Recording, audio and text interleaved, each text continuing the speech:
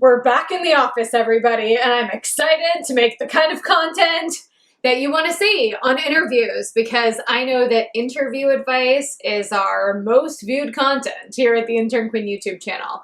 So today I want to break down the 3 different types of interviews. We're going to go over virtual interviews or Zoom interviews, in-person interviews, and group interviews. Now, please subscribe to our channel. Subscribe to our channel, everybody. We are trying to hit 40,000 subscribers, and you just pressing that button can certainly help.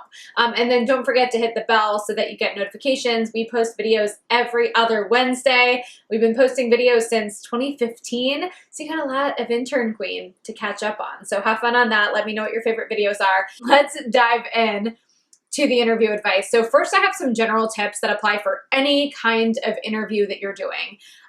Number 1, the 2 minutes early rule. At Intern Queen, it's our new rule. Any call, 2 minutes early. That's it. Just 2 minutes early. I promise it makes a difference. My next tip for every interview is make sure you really are aware of the time allotted for the interview. What's the start time and what's the end time? And you can tell in the calendar invite, because if it's only 30 minutes, I mean, that's how long our interviews are at Intern Queen. If it's only 30 minutes, you have to make sure that you get to the point because you don't have all day. The next thing is make sure that you focus on the connection. I talk about this a lot on our Intern Queen YouTube page, focusing on the connection between your experience and the position itself. And where do you get information on the position? From the original job listing. It is so important that you don't just go on a tangent about your experience during an interview and you relate everything back to the company and the role that they're looking to fill. And then lastly, before I dive into the different types of interviews, make sure that after the interview, you connect with people on LinkedIn. I talked to some of our Intern Queen marketing team executives right before putting this content together, and they said that when they're interviewing students for different ambassador positions and students friend them on LinkedIn afterward, it really makes a lasting impression and a difference in their decision. All right, so we're gonna go through real quick. First, the Zoom interview. Now, it might not be on Zoom, it might be on Blue Jeans, it might be on, I feel like there's one called, Hey Dude. Hey, okay, something like that. Anyways, make sure that you know what it's on. Don't assume it's a Zoom interview, and make sure that you install that software and test it ahead of time, because that can really slow you down. Make sure that you have a digital copy of your resume easily accessible. We talked to a student the other day, and during her Zoom interview, they asked her to share her screen and pop up a copy of her resume, and she was not ready for that. So if you have a digital portfolio or a resume, make sure you have it easily saved and accessible on your desktop, and make sure you're comfortable with sharing your screen. Write down the names of the people that are on the Zoom call. So under all the squares, it says their first name and last name. Write that down, because those people may not be on the calendar invite, and you want to make sure that you can follow up with them after the interview. Assume it's a video. Assume it's a video. And even if they don't go on video, you're on video. That's right. You are on video, even if they're not. Unless they say, turn off your video, you're on video, right? You're using the opportunity to show them your body language and express how much you really want this position. A screen is in front of you, right? It's a Zoom interview, a virtual interview. There's a screen. You got to overcompensate. I want the energy, instead of being here, I want it here. You have to speak through the screen, because it is a disadvantage when we're on our screens. And then put yourself together. You know, don't look sloppy for the Zoom interview. We've all gotten really comfortable. I'm guilty too. But don't wear a hat. Don't wear a spaghetti strap tank top. Like, look like you are ready to impress and ready to go intern or work at this company. All right, let's talk about the in-person interview.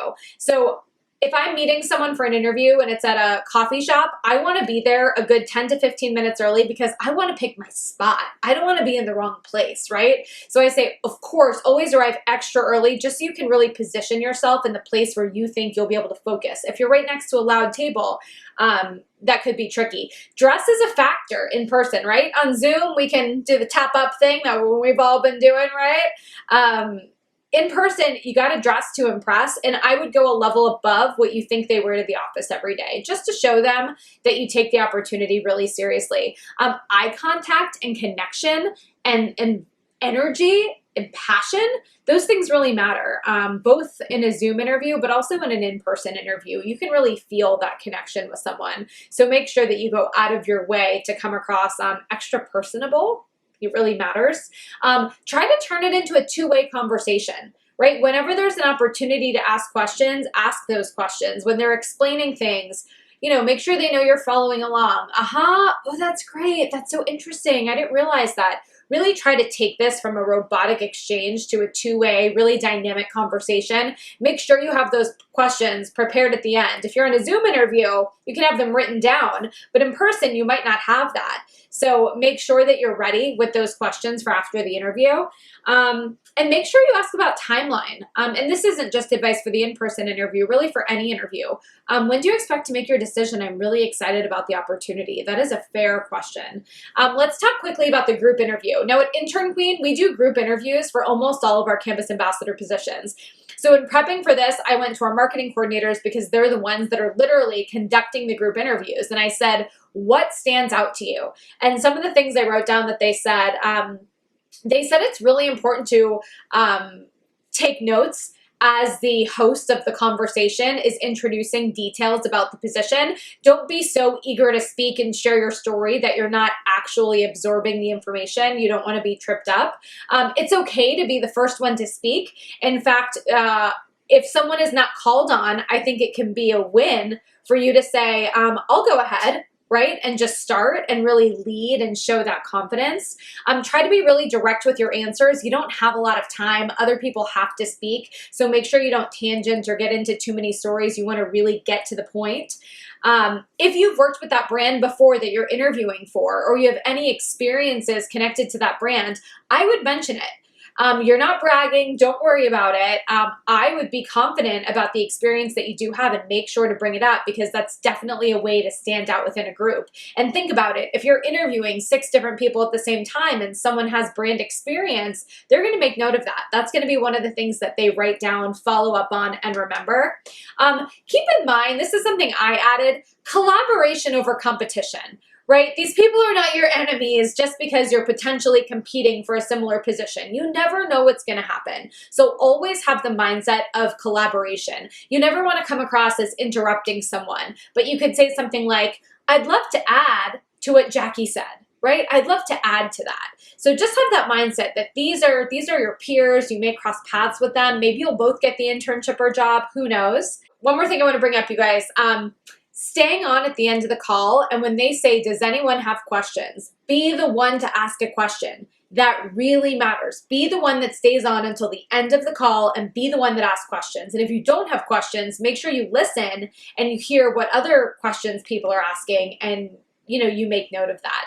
So again, we just broke down the 3 types of interviews. I hope this content was helpful. What other interview advice do you guys need? Make sure to check out the other interview videos in our playlist. We have one about curing the nervous jitters before an interview. We have a ton on interview prep. So let me know what else you guys need, and I know that you will rock that interview.